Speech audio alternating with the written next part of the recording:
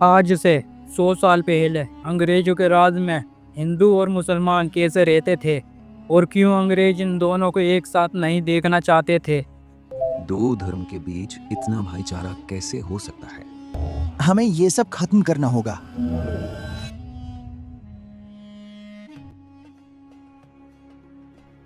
ये है 100 साल पहले का दिल्ली बाजार, जहाँ हिंदू और मुसलमान एक साथ अपनी दुकानें चलाते थे।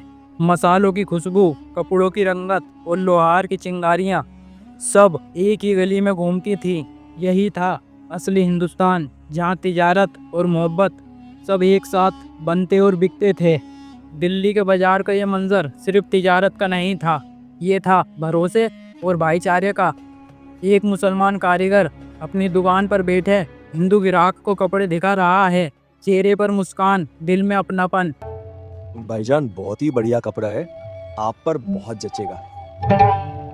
भाई, बहुत ही उत्तम लगा मन ने ये कपड़ा। और एक तरफ एक हिंदू लोहार अपनी तपती हुई भट्टी में लोहे का हल बना रहा है और उसके सामने एक मुसलमान किसान खड़ा है उस हल को खरीदने के लिए। ये था हिंदुस्तान, जहाँ रोजी के साथ साथ रिश्तों का रंग भी बिकता था। तमारो हल तैयार छे बड़े मियाँ।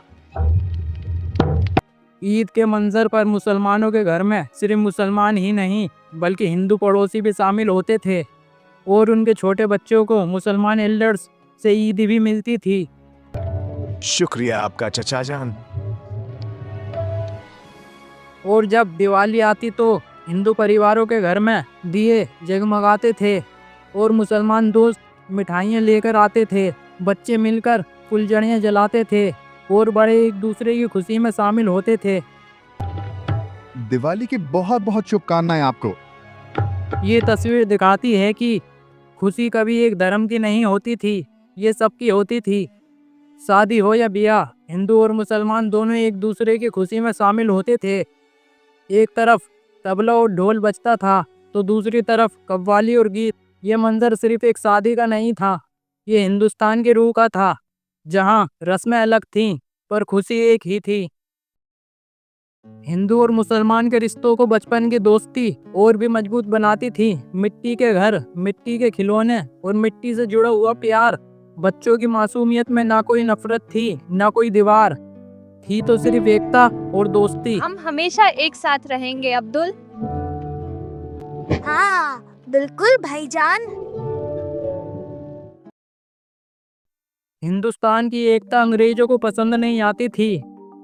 अंग्रेज देखते थे कि हिंदू और मुसलमान एक साथ हंस रहे हैं, एक साथ जी रहे हैं। उनके चेहरे पर एक ही सवाल था, अगर ये रिश्ता ऐसा ही मजबूत होता रहा तो दोबारा 1857 जैसा तूफान उठना तय है। ये सब ठीक नहीं है हमारे लिए। ऐसा ही रहा तो हमें 1857 फिर से देखना पड़ेगा। यहीं से अंग्रेजों ने शुरू करी अपनी असली चाल, डिवाइड एंड रूल। एक धर्म के लिए अलग कानून, दूसरे के लिए अलग नियम। अफसर की तेजी से चलती कलम और मोहर के नीचे एकता की जमीन धीरे धीरे टुकड़ों में बांटी जा रही थी। अंग्रेजों ने सिर्फ कानून ही नहीं, अफवाहें और किताबों के जरिए भी जहर घोलना शुरू कर दिया।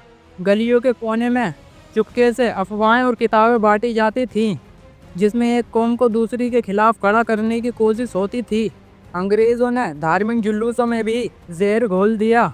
एक तरफ हिंदू समुदाय, दूसरी तरफ मुस्लिम समुदाय और बीच में वो अफवाह और अंग्रेजी की वो शरारतें जो दोस्ती को दुश्मनी में बदल देती थी। मगर ये झगड़े दिल से नहीं थे, ये था उनकी सियासत का खेल।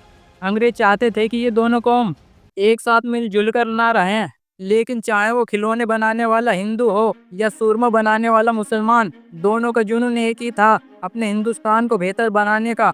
ये मिट्टी का रिश्ता था जो धर्म के नाम पर टूटने वाला नहीं था, क्योंकि हिंदू और मुसलमान का ये रिश्ता सियासत से नहीं बल्कि मिट्टी से था। और जब तक ये मिट्टी सांस लेती रहेगी, एकता और मोहब्बत की रोशनी कभी बुझ नहीं सकेगी।